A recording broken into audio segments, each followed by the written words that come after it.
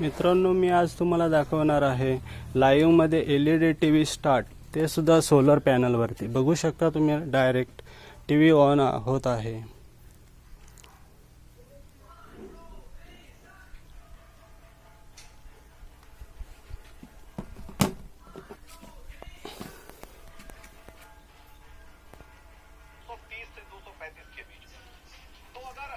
Setup काय वापरलाय बघा मित्रांनो.